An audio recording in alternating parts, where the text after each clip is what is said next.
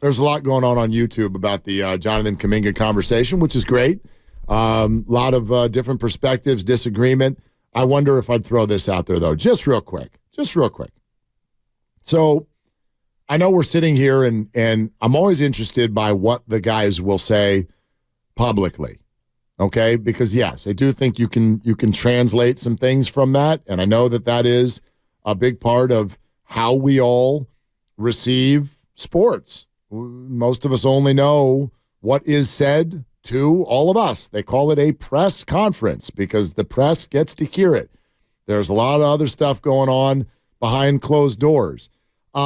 It's funny that we're having this conversation today because of the whole Carissa Thompson thing, right? That went all crazy yesterday. And I have all kinds of questions about whether anybody outside of sports media actually cares about that story. I don't know. I can't tell.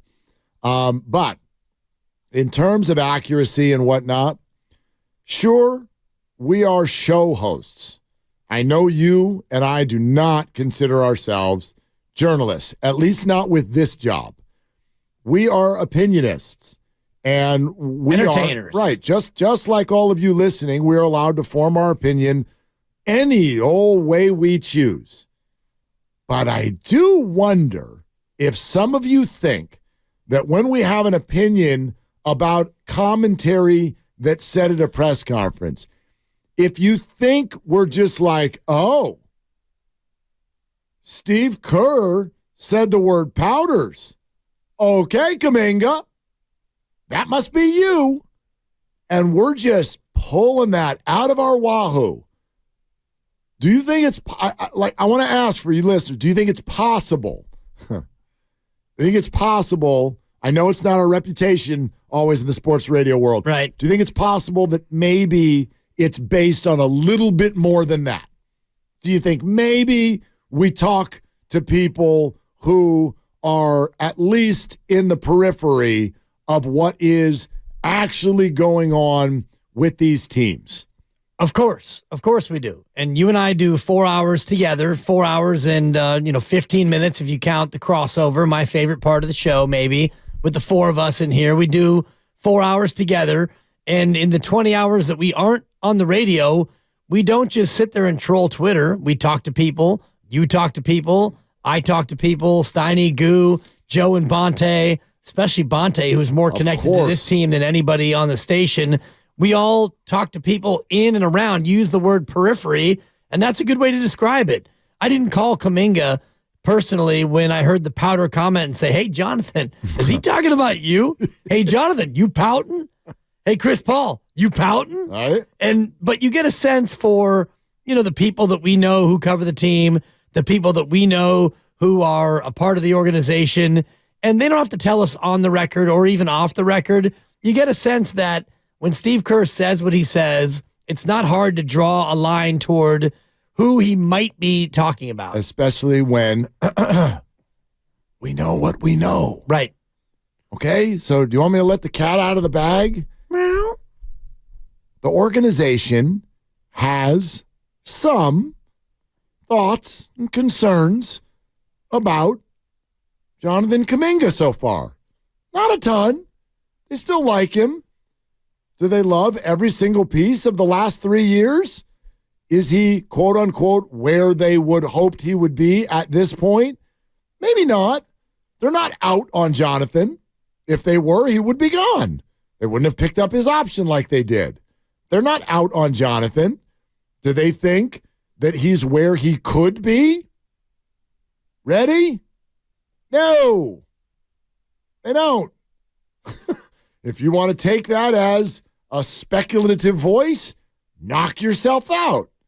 Knock yourself out. But that's the fact, Jack. Okay? I use the exact same process that many of us do when we all have had all of our 49ers quarterback conversations over the last couple of years. And that's why sometimes it does get a little bit frustrating when you're sitting here going, look, you can make this all about what we're telling you, or you can, all of us together, start to put puzzle pieces together. Exactly. So you can, you holding Trey down. No, I'm telling you what they think. Exactly. You're reading the tea leaves. Hello. It's one thing that you do very, very well, and it's one of the things that I've learned from you. And I've done it myself in the past, but you've really helped me hone in on that as a great indicator of what the truth is. It's not so much listen to what they tell you. And, Mike Dunleavy told us that that Jordan Poole is under contract, and we like Jordan Poole. And those things were true when he said them. And then 48 hours later or 72 hours or whatever it was, he was traded. It doesn't mean that what he said was false, but you look at what the teams do in terms of actions. And you were mentioning Jonathan Kuminga, and I think about James Wiseman, and they were not out on James Wiseman until they were out on James Wiseman. Right. And he played as a rookie, and he played pretty well for a while. Then he didn't play well. Then he got hurt. Then he missed a whole year and you won a championship. And then he came back in year 3 and you played him a bunch. And he played a bunch and he didn't play great and you lost a lot of games. And then you realized that you didn't want to play him for whatever reason. You didn't feel like he was playable. And then you got to the deadline and you traded him. And now Jonathan Kuminga's in his 3rd year and you played him and he's done well. And you've played him, and he was unplayable, and then he was playable, and you look at his career, it's been pretty up and down, and here it is, year 3. Make that leap.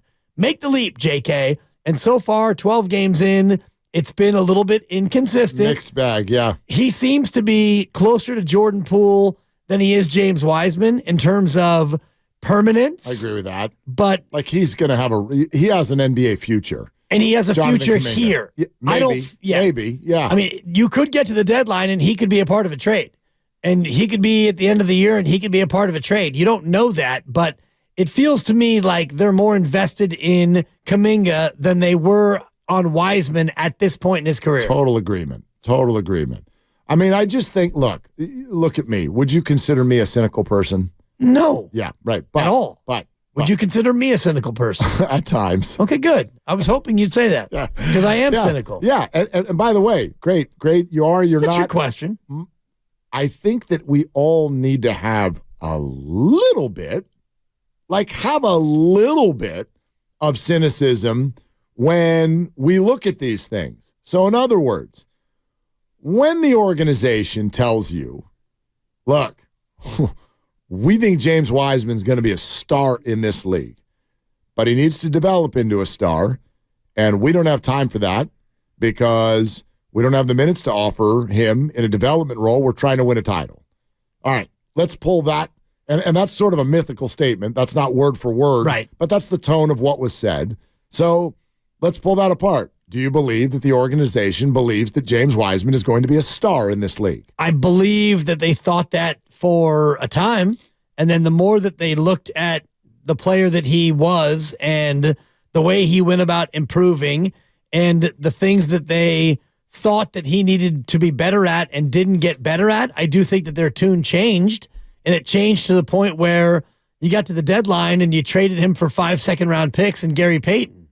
I mean, in the end, and I just mean at the end, I agree with you. Oh, at the end, no. Okay. No. Thank you. Mark, he's played 5 games this year for Detroit, and Detroit is 2 and whatever. I wish 2-10. If either of these teams thought James or Trey was going to be a star, they wouldn't have traded them. You sure they didn't do it out of spite? I promise you, if they really, really thought in their heart of hearts that, my gosh, these people are going to live up to their draft status, they would still be on their respective teams. And they're not. You could say the same thing about Jordan Poole, I think. Agreed. In terms of if they thought that Jordan Poole was going to be Shai Gilgeous-Alexander, he's going to be a guy who could get you 30. Oh, God. If they thought that, because Jordan could get you 20, and you saw Jordan when he was at his absolute best, you saw what Jordan Poole could be. And if you thought that that was going to be the Jordan Poole that you got more than dribble, I fell over, and all of the other negative things we saw, then you wouldn't have traded Jordan Poole for Chris Paul. Oh, gosh, no. You traded Jordan Poole for a 38-year-old rental. Granted, he's a Hall of Famer. Gosh, the Jordan thing is, I'm sorry. I know everyone wants to stop talking about him. I would love to, but I'm just saying in terms of what you're talking about, right. Mark, I'm just if they thought that he was going to be 27-7 and a guy who might be able to lead the league in scoring, like Gilgeous-Alexander, he's a guy who can get you 30. Yeah. He can get you 30 straight out. He's a good player. Good player. He's a scorer. He can do a lot. He makes his teammates better and all the rest of it. If they thought Jordan Poole was cut from that cloth, they wouldn't have traded him for Chris Paul. It's just fascinating. I remember what we all thought. Like, I even thought, I'm like, Jordan, like, they're not going to win, but my gosh, he's going to score 25 a night. He hasn't scored 25 once. Not once? Year long. They host the Knicks here coming up in moments. He's only scored 20 once. They've lost 8 of 9, Mark. One time. He scored 20 once? Once. Are you sure? I know you're sure, but